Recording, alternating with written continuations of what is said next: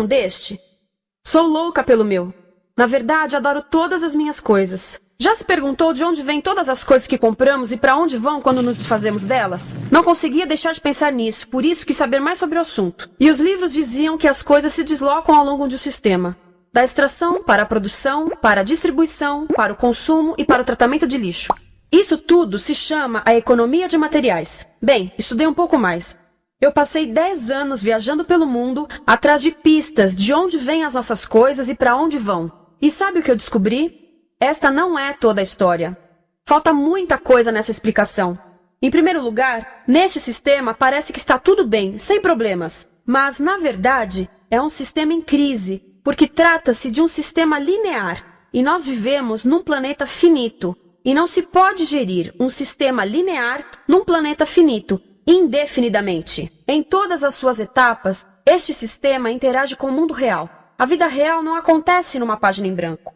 Interage com sociedades, culturas, economias, o ambiente. E durante as etapas, a vida vai se chocando contra seus limites. Limites que aqui não vemos porque o diagrama está incompleto.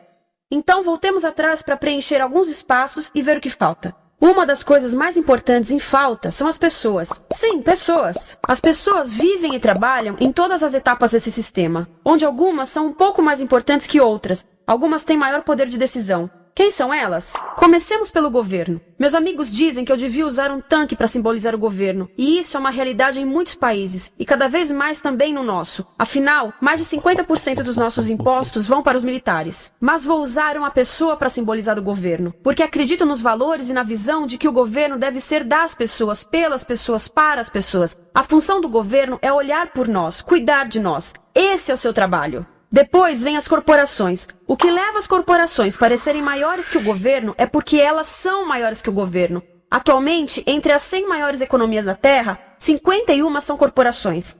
À medida que as corporações foram crescendo, em tamanho e poder, assistimos a uma pequena mudança no governo, como se estivessem mais preocupados com o bem-estar deles do que com o nosso. Muito bem, então vejamos o que mais falta nessa imagem. Começaremos pela extração, que é uma palavra pomposa para exploração de recursos naturais, que por sua vez é uma palavra pomposa para destruir o planeta. A verdade é que cortamos as árvores, arrebentamos as montanhas para extrair os metais, consumimos toda a água e exterminamos os animais. Aqui enfrentamos o nosso primeiro limite. Estamos ficando sem recursos naturais. Estamos utilizando demasiados materiais. Sei que isto pode ser difícil de ouvir, mas é a verdade. Por isso temos que lidar com isso. Durante apenas as 3 últimas décadas, foram consumidos 33% dos recursos naturais do planeta. Desapareceram. Cortamos, minamos, perfuramos e destruímos o planeta tão depressa que estamos debilitando a capacidade do planeta para sustentar o nosso modo de vida.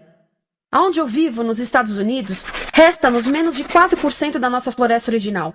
40% dos cursos de água estão impróprios para o consumo. E o nosso problema não é apenas estarmos utilizando demasiados recursos, mas o fato de estarmos utilizando mais do que a nossa parte.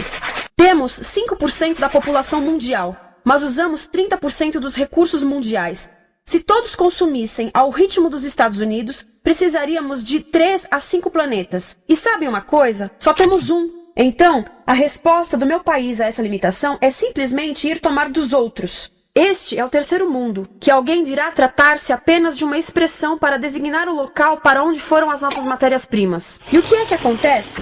A mesma coisa, destruição do local. 75% das zonas de pesca do planeta estão sendo exploradas ao máximo ou além da sua capacidade. Desapareceram 80% das florestas originais do planeta. Só na Amazônia perdemos 2.000 árvores por minuto, o equivalente a um campo de futebol por minuto. Então, e as pessoas que vivem aqui?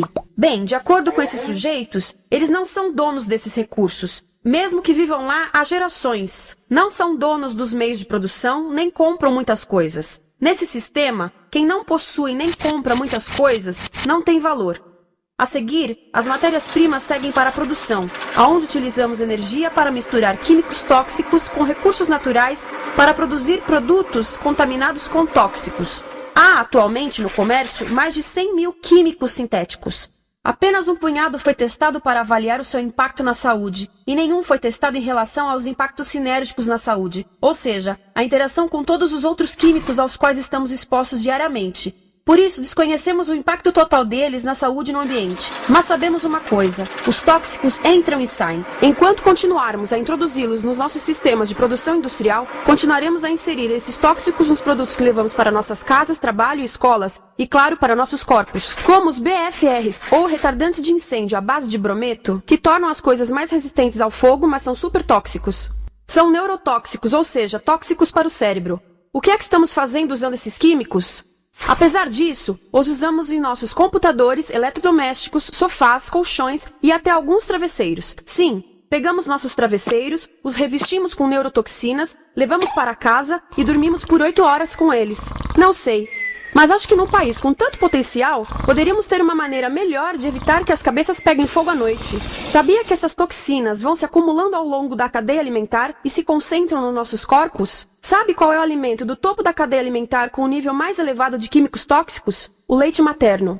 Isto significa que os menores membros das nossas sociedades, os nossos bebês, recebem as maiores doses de químicos tóxicos das suas vidas a partir do leite das suas mães. Não acha que é uma incrível violação? A amamentação deveria ser o mais importante ato humano de nutrição. Deveria ser algo sagrado e seguro.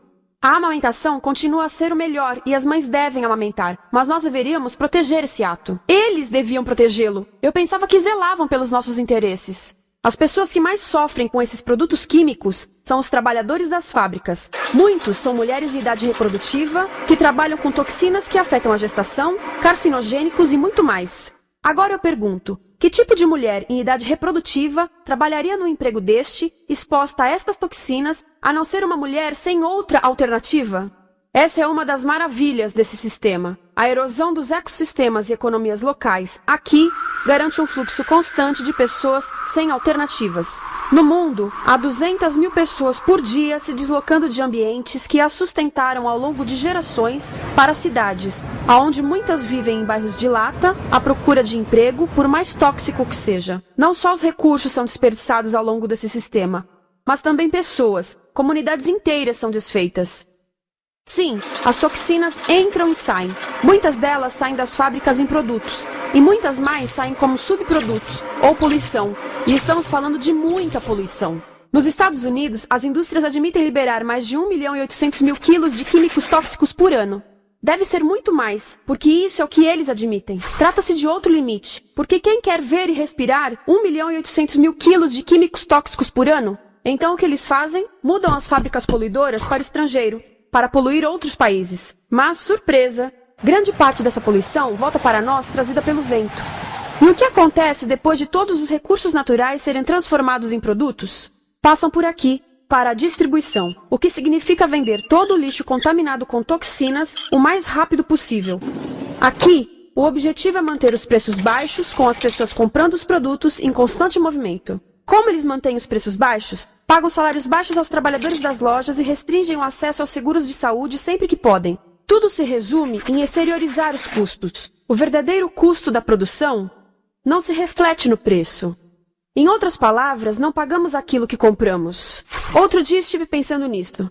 Ia a caminho do trabalho e queria ouvir as notícias. Por isso entrei numa loja para comprar um rádio. Encontrei um pequeno rádio verde engraçado que custava $4,99. Na fila do caixa pensei, como $4,99 podem refletir o custo da produção e transporte desse rádio até ele chegar nas minhas mãos?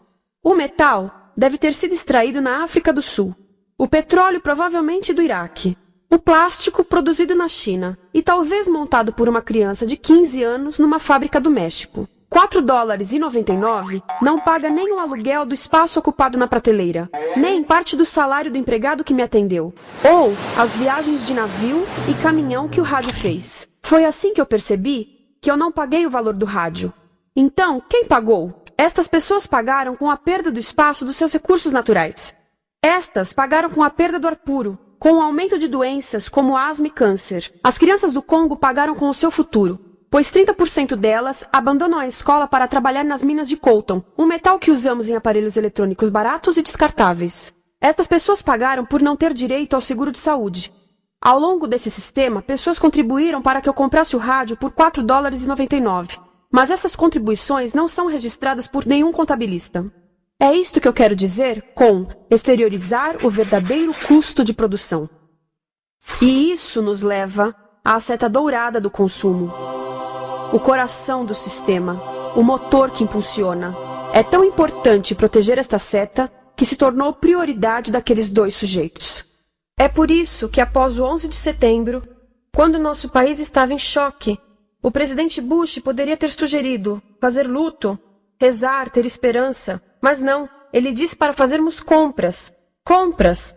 Nos tornamos uma nação de consumidores. Nossa principal identidade passou a ser de consumidores. Não mães, professores, agricultores, mas consumidores. Nosso valor é medido e demonstrado pelo quanto contribuímos para esta seta. Quanto consumimos. Não é isso que fazemos? Compramos, compramos, compramos. Manter os produtos circulando. E como circulam? Sabe qual a porcentagem dos produtos que circulam através desse sistema que ainda são usados 6 meses depois da venda na América do Norte? 50%? 20%? Não, 1%. 1.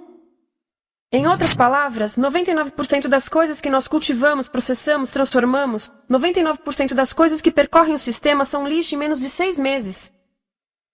Como é que podemos gerir um planeta com esse nível de rendimento? Mas não foi sempre assim. Hoje, o consumidor médio americano consome o dobro que há 50 anos. Pergunte à sua avó. No tempo dela, a boa gestão, a engenhosidade e a poupança eram valorizados. Então, como é que isso aconteceu?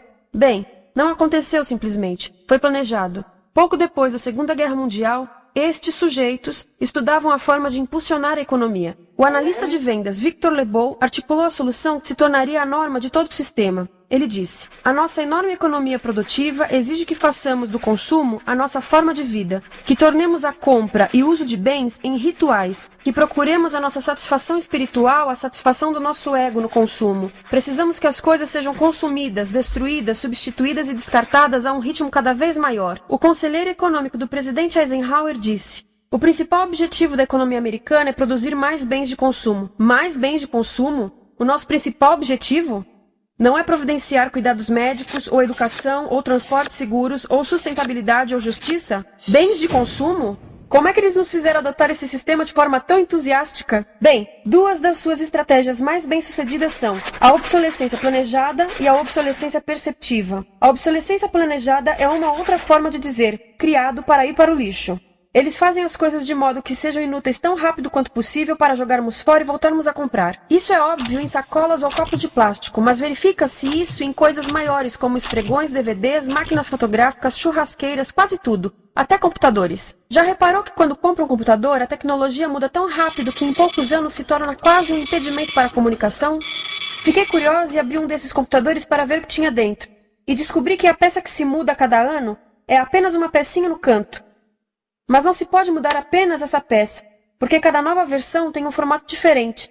Tem que jogar tudo fora e comprar um novo. Estive lendo sobre o design industrial da década de 50, quando a obsolescência planejada começou a aparecer. Esses designers eram muito claros sobre o assunto. Chegavam a debater quão rápido conseguiam que um aparelho avariasse, mas de modo que o consumidor mantivesse fé suficiente para ir comprar outro. Foi tão intencional, mas as coisas não avariam suficientemente rápido para manter essa seta funcionando. Por isso existe também a obsolescência perceptiva. A obsolescência perceptiva nos convence a jogar fora coisas que ainda são perfeitamente úteis. Como fazem isso? Mudam a aparência das coisas. Por isso, se comprou suas coisas há alguns anos, todos percebem que você não tem contribuído para essa seta. E como o nosso valor depende da nossa contribuição para essa seta, isso pode ser embaraçoso. Por exemplo, se eu tiver o mesmo monitor de computador gordo e branco na minha mesa por 5 anos e a minha colega tiver comprado um computador novo, ela vai ter um monitor plano, brilhante que combina com o computador, com o celular e até com as canetas. Ela parece estar operando uma nave espacial e eu pareço que tenho uma máquina de lavar na mesa. A moda é outro bom exemplo. Já se perguntou por que os saltos dos sapatos das mulheres passam de largos para finos num ano e no próximo de finos para largos? Não é por haver um debate sobre qual deles é mais saudável. É porque usar saltos largos num ano de saltos finos mostra que você não contribuiu recentemente para a seta. Por isso não vale tanto quanto a pessoa com saltos finos ao seu lado, ou em um anúncio. É para comprarmos sapatos novos. A publicidade e a mídia em geral têm um papel importante nisto. Cada um de nós nos Estados Unidos é bombardeado com mais de 3.000 anúncios por dia. Vemos mais publicidade num ano do que as pessoas há 50 anos viam em toda a vida. Qual é o objetivo de um anúncio, se não nos fazerem felizes com o que temos? Por isso, nos dizem 3.000 vezes por dia que o nosso cabelo está errado, nossa pele, nossa roupa, nossos móveis, nossos carros, nós estamos errados. Mas tudo se resolve se formos às compras. A mídia também ajuda a esconder tudo isto e isto. Por isso, a única parte da economia que vemos são as compras. A extração, produção e envio para o lixo acontecem fora do nosso campo de visão. Por isso, nos Estados Unidos, temos mais coisas do que tivemos antes. Mas pesquisas mostram nossa felicidade declinando. Nossa felicidade teve seu pico na década de 50, a mesma época em que a febre consumista explodiu. Coincidência interessante. Acho que sei o porquê. Temos mais coisas, porém menos tempo para o que realmente nos faz felizes. Amigos, família, tempo livre. Estamos trabalhando mais do que nunca. Analistas dizem que não temos tão pouco tempo livre desde a sociedade feudal. E sabem quais são as duas atividades que mais fazemos no pouco tempo livre que temos? Ver televisão e fazer compras. Nós, americanos, passamos 3 a 4 vezes mais tempo comprando do que os europeus. Assim, nessa situação ridícula, vamos trabalhar talvez em 2 empregos, e quando chegamos em casa exaustos e sentamos no sofá novo para ver televisão, os anúncios dizem que não prestamos, então vamos às compras para nos sentirmos melhor. Depois trabalhamos mais para pagar o que compramos, e chegamos em casa mais cansados, vemos mais televisão que nos diz para fazermos compras outra vez, e estamos nesse ciclo de trabalhar, ver, comprar, e podíamos simplesmente parar. Então, no final, o que acontece a todas essas coisas que compramos? Nesse ritmo de consumo, não cabe tudo em casa, apesar do tamanho médio das casas ter duplicado nesse país desde os anos 70. Vai tudo pro lixo, e isso nos leva ao tratamento do lixo. Essa é a parte da economia de materiais que conhecemos melhor, porque nós temos de levar o lixo até a esquina. Cada americano produz 2 quilos de lixo por dia, o dobro do que fazíamos há 30 anos. Todo esse lixo ou é despejado num aterro, que é um grande buraco no chão, ou ainda pior, primeiro é incinerado e depois despejado no aterro. As duas formas poluem o ar, o solo, a água, sem esquecer que alteram o clima. A incineração é realmente ruim. Lembra daqueles tóxicos da fase da produção? Bem, queimar o lixo libera esses tóxicos no ar. Pior ainda, produz supertóxicos novos, como a dioxina. A dioxina é a substância mais tóxica feita pelo homem, e os incineradores são a principal fonte de dioxina. Isso significa que podemos parar a principal fonte da mais tóxica substância conhecida e feita pelo homem, simplesmente parando de queimar o lixo. E podemos parar hoje. Algumas empresas não querem criar aterros e incineradores aqui. Por isso, também exportam os resíduos. Então, e a reciclagem? A reciclagem ajuda? Sim, a reciclagem ajuda. Ela reduz o lixo nessa extremidade e depois reduz a pressão para minerar e colher mais nessa extremidade. Sim, sim, sim, todos devemos reciclar, mas reciclar não é o suficiente. Reciclar nunca será suficiente, por 2 razões. Primeiro, o lixo que vem das nossas casas é apenas a ponta do iceberg. Para cada saco de lixo que deixamos na esquina, 70 sacos de lixo são criados anteriormente, só para fazer o lixo desse saco que deixamos na esquina. Assim, mesmo que pudéssemos reciclar 100% do lixo das nossas casas, não se chegaria ao coração do problema. Além disso, grande parte do lixo não pode ser reciclado, ou porque contém demasiados tóxicos, ou porque é criado de início para não ser reciclável. Como aquelas caixas de suco, que têm as camadas de metal, papel e plástico, todas coladas. Não dá para separar essas camadas para reciclá-las. Como se vê, é um sistema em crise. Por todo o percurso, estamos batendo em limites, do clima em mudança ao decréscimo da felicidade. Simplesmente não está funcionando. Mas a parte boa de um problema tão generalizado é haver tantos pontos de intervenção. Há pessoas trabalhando aqui salvando florestas, e aqui na produção limpa. Pessoas trabalhando em direitos do trabalho, em comércio justo, em consumo consciente, no bloqueio de aterros e incineradores. E muito importante, em recuperar o nosso governo, para que seja realmente pelas pessoas e para as pessoas. Todo esse trabalho é criticamente importante, mas as coisas vão realmente começar a se mover quando enxergarmos as ligações, quando enxergarmos o panorama geral. Quando as pessoas ao longo do sistema se unirem, poderemos reivindicar e transformar esse sistema linear em algo novo, um sistema que não desperdice recursos ou pessoas. Porque aquilo de que precisamos nos livrar é da antiga mentalidade de usar e jogar fora. Há uma nova escola de pensamento nesse assunto, e é baseada em sustentabilidade e equidade, química verde, 0 resíduos, produção em ciclo fechado, energia renovável, economias locais vivas, já está acontecendo. Há quem diga que é irrealista, idealista, que não pode acontecer. Mas eu digo que quem é irrealista são os que querem continuar pelo velho caminho. Isso que é sonhar. Lembre-se que a velha forma não aconteceu por acaso. Não é como a gravidade que temos que conviver. As pessoas a criaram, e nós também somos pessoas. Por isso vamos criar algo novo.